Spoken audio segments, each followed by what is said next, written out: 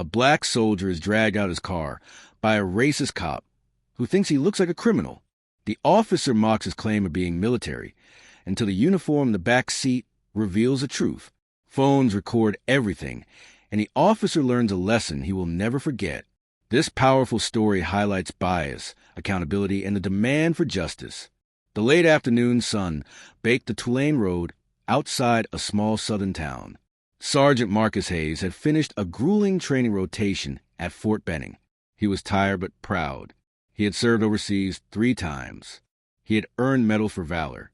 He had given more than 10 years of his life to the Army. Driving home in his pickup, he wore civilian clothes, but still had his military duffel and his neatly folded camouflage uniform in the back seat. As he drove, blue and red lights lit up behind him. A police cruiser swerved sharply, cutting Marcus off. He slowed, pulled over, and rolled down his window.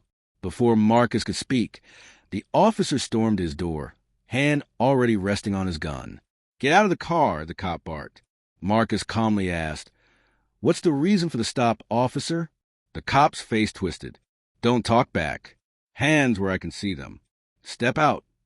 Marcus raised his hand slowly, not wanting to escalate. The officer yanked the door open and grabbed him by the arm.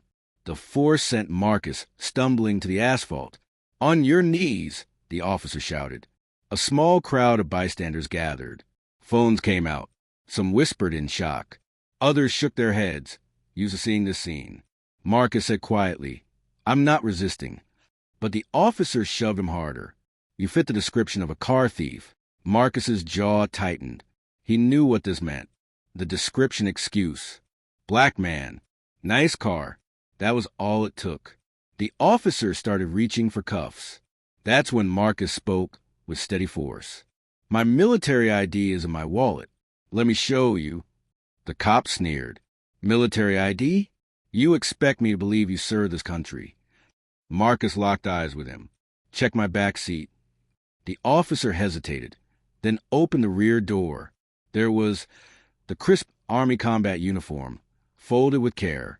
The name tape, Hayes, stitched across the chest. Medals pinned neatly. The crowd gasped. Someone shouted, "He's a soldier!" The officer froze. His grip loosened. His face drained of color. Marcus stood tall, even with dirt on his knees. "You drag a United States soldier out of his car because of his skin color." The cop stammered. I didn't know." But the phones kept recording. Every second, every word. The crowd's anger grew. Some called out, "That man fought for this country. You should be ashamed." Another shouted, "We got this on video."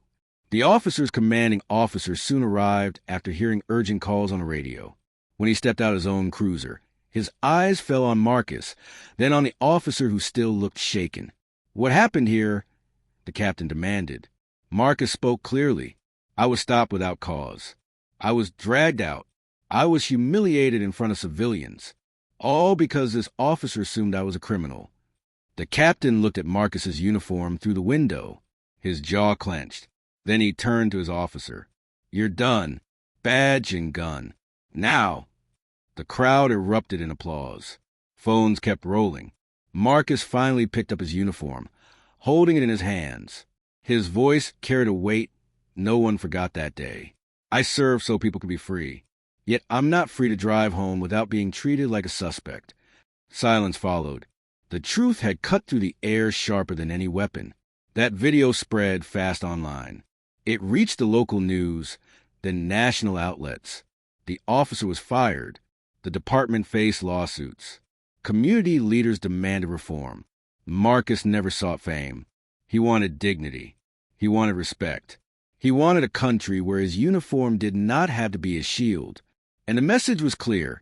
Racism does not stop at the sight of a soldier's medals. It must be confronted at every level of society. Respect should not depend on a uniform. A black man deserves dignity, whether he wears military colors, a business suit, or everyday clothes. Bias strips people of their humanity, and justice comes when the truth is recorded, shared, and acted upon. If you believe stories like this need to be heard, hit subscribe. Share this video to spread awareness. Together, we can demand respect, dignity, and equality for everyone.